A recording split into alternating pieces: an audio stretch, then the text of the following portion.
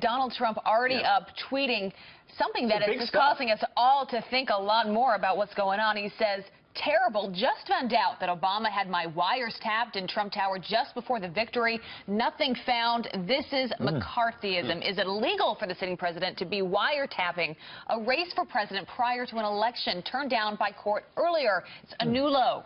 And he also tweeted, I'd bet a good lawyer could make a great case out of the fact that President Obama was tapping my phones in October just prior to the election. So we're following this like you are in real time. These tweets just came out in the last 10 or 15 minutes. What is he referring to specifically? Has he been briefed on something specific the public doesn't know about yet? Or there have been reports suggesting that there are intercepts of some of the conversations of General Flynn and others on the whole Russia deal. And so is he suggesting that the intercepts with information of the conversation, did that come from a wiretap approved by the Obama administration to, though specifically, he says, tap into the phones at Trump Tower? At Trump Tower, which obviously a sitting president going after essentially the incoming president would jack up this whole story the current president has been talking about how the Obama administration was setting traps, these leaks that we see now. This would jack it up that there was a wiretap before the election. Remarkable. This could totally change this entire conversation. I mean, as he said in that tweet, McCarthyism. I mean, this really jacks it up. Well, it's a witch hunt. If you do believe that the previous administration is doing anything they can to discredit you, to include declassifying intelligence before the election so that if Trump wins, the information's out there to build a case that there's some sort of collusion with Russia, why would it not then lead you to believe maybe they did take some steps, some extraordinary steps while still in office to monitor whether those conversations were going on? And as we've seen before, the president has been pretty astute about getting ahead of the news cycle with more information because he knows it. He sees it. He's got intelligence briefings. He looks at it. We don't. He tweets it. We speculate about it. And then more information comes out to affirm it. And even before the president raised this to a whole new level this morning, you had Rush Limbaugh yesterday talking about this very thing, basically saying the Obama administration on the way out the door was trying to spring a trap. Watch.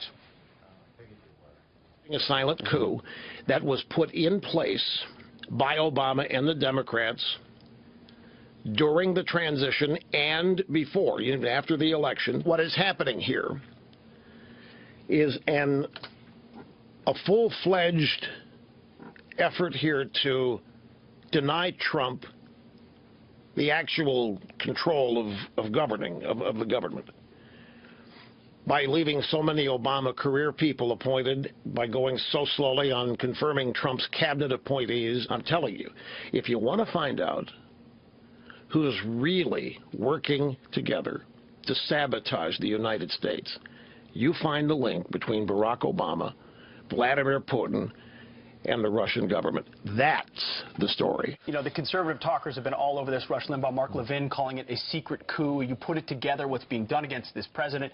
It's discredited. Now we're finding out it was formalized even beforehand. Pete, you are on President Trump. I am following his Twitter feed right now. Just 2 minutes ago, we can't barely keep up right now. Just 2 minutes ago, the president tweeted, how low has President Obama gone to tap my phones during the very sacred election process? This is Nixon Watergate. Bad or sick guy. Wow. I mean, that is a pretty apropos comparison, if that is what happened. Just to be clear, like we are getting this news directly from the president, from his Twitter account. When he got these reports and how this all came about, we don't have any of those details or how significant all of this is. But I can't imagine he would tweet something like this, Ed, unless he had some real concrete evidence to back that up. At least suggesting it. And I think it's interesting that he's turning that Watergate analogy, did you notice, around on the Democrats? Because remember, about 2 weeks ago, it was, this administration is like, this is worse than Watergate, the DNC said, in terms of the Russia thing. And I had a viewer tweet me last hour saying, what were you talking about when you said there's no there? I'm saying, is there evidence? Because that's the point. And Pete has been making this, and Abby has as well, which is, look, you can have meetings with the Russian ambassador. That does not prove there was criminal action, doesn't prove there was a problem, an ethical issue. The key is the content. Is there any evidence there? Is there anything behind it? Just talking to somebody, obviously Nancy Pelosi and Chuck Schumer have now found out, they met with the Russian ambassador too, so meetings don't mean that much.